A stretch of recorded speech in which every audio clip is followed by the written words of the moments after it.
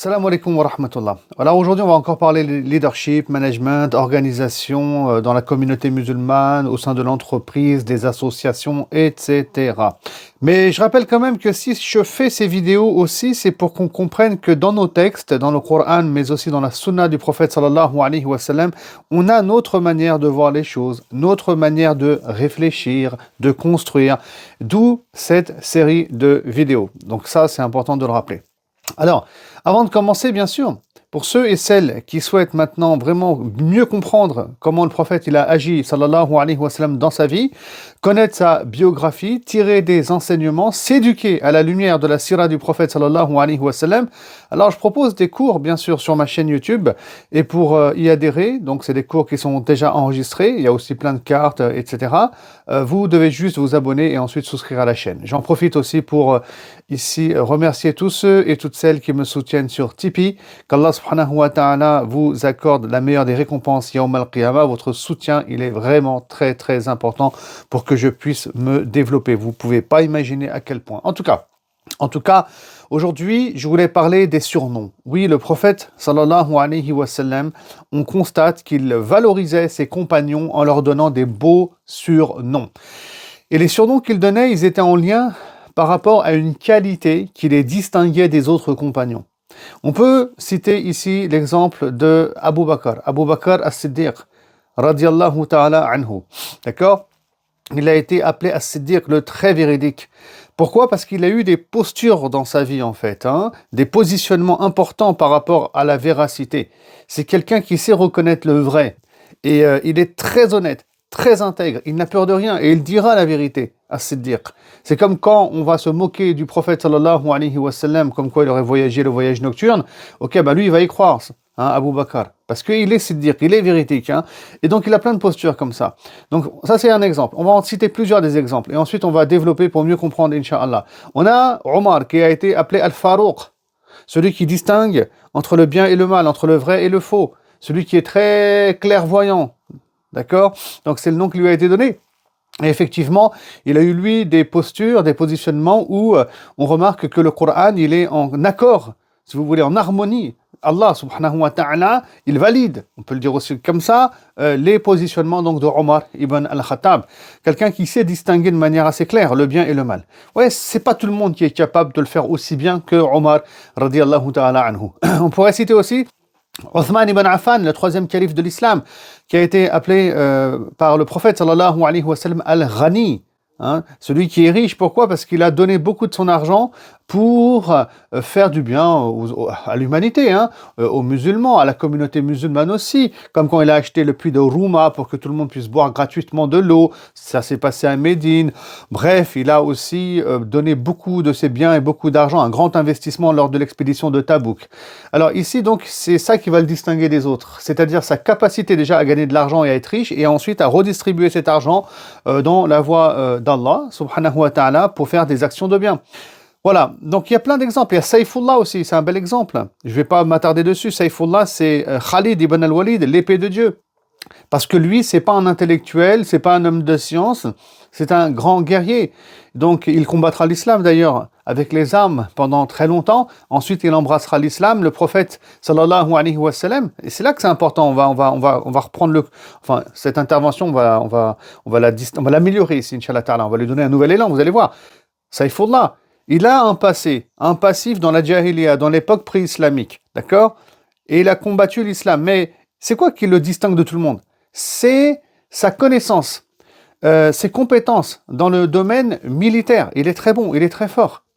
Maintenant qu'il devient musulman, qu'il embrasse l'islam, on est quelques années avant la mort du prophète sallallahu alayhi wa sallam, alors là, il va y avoir un problème, c'est-à-dire que l'art de la guerre, si vous voulez, vient à changer, car en islam, il y a d'autres règles, en islam, il y a une éthique, ça ne se passe pas comme dans la Jahiliya, d'accord ? Vous savez, Khalid ibn al-Walid, c'est le genre de personne, dans l'époque pré-islamique, il voit un groupe, il y a une femme qui est devant, il lui tranche la tête pour dire à tout le monde que, attention, on va vous massacrer. Pour leur mettre un coup de pression, après on se bat, comme ça ils ont peur, ils sont traumatisés. Vous voyez, c'est ça l'état d'esprit. Alors qu'en islam, tout ça c'est grave, c'est illicite, c'est terrible, on n'agit pas de la sorte, bien entendu. Et donc, le prophète, il va l'appeler Saïfullah, l'épée d'Allah. D'accord ? Comme ça, tu peux continuer à te battre sur le champ de bataille, car malheureusement, parfois, on est obligé de repousser l'ennemi, on est obligé de se battre. C'est la vie qui veut ça, d'accord, hein, on n'est pas au paradis. Mais par contre, il y a des règles à respecter, il y a une éthique à respecter, il y a une voie à respecter. Et donc, ce qu'il sait faire dans sa vie, c'est ça sa trajectoire. À Khalid ibn al-Walid se battre, parce que c'est pas un hafiz al-Qur'an qui va mémoriser le Coran ou un intellectuel, eh ben, le prophète va pas étouffer son savoir-faire, va pas étouffer ses compétences, si on parle entreprise, va pas étouffer ceux qui le caractérisent des autres en fonction de son éducation, de sa culture, de son expérience de vie, etc. Et ouais, et donc le prophète sallam, il va le pousser dans une nouvelle orbite maintenant. Il y avait l'avant-islam et l'après-islam, mais toujours, il est toujours sur son orbite, mais il y a une réorientation maintenant qui est faite. Ça, c'est un point. Et c'est comme ça qu'on doit agir aussi, quand on est entouré de jeunes, de moins jeunes, alors au travail ou dans le domaine associatif, encore une fois, il y a des gens, ils ont des qualités, d'accord, qui vont les distinguer d'autres personnes, et maintenant, pour le bien de l'entreprise ou de la structure dans laquelle on est en train de travailler, hein, l'association ou autre, eh bien écoutez, il est important de ne pas étouffer les qualités des uns et des autres. À nous de savoir qu'est-ce qui distingue une sœur d'une autre, un frère d'un autre. Et oui, et ouais, voilà. Je rappelle ici que le prophète, il a été envoyé liyutammima makarim al-akhlaq. Il a été envoyé pour parfaire les comportements de l'homme. Donc Abu Bakr, vous voyez, c'était quelqu'un de véridique. Le prophète sallallahu alayhi wa sallam, il va le pousser encore plus loin pour être encore plus véridique qu'il l'est, pour qu'il atteigne l'excellence, car il a été envoyé, le prophète sallallahu alayhi wa sallam, pour parfaire les bons comportements. D'ailleurs, dans le leadership, eh ben, celui qui pilote, si vous voulez, il doit considérer ces éléments. Et oui, en islam, l'islam, c'est des comportements, c'est de la spiritualité. Avant tout, il faut que les gens, ils s'épanouissent dans leur spiritualité, dans leur individualité, que ce soit au travail ou ailleurs. Il ne faut pas l'étouffer, ça, c'est pas bon, ni pour l'individu, sinon on le réduit quelque part à une forme d'esclavage. Hein, ni pour l'entreprise, ni pour personne.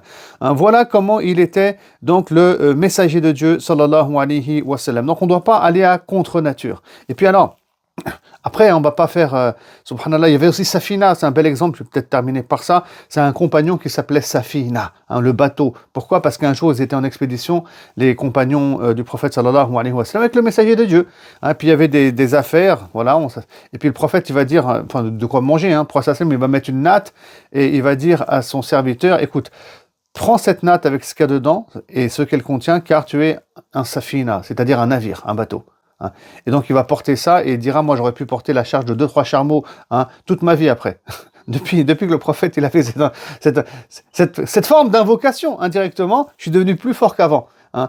Et donc c'était lui un serviteur, quelqu'un qui était au service des autres. C'était une caractéristique qu'il avait en fait. Hein. Et le prophète il a voulu le booster dans cette caractéristique-là. Et c'est pas un mal en fait, hein, subhanallah.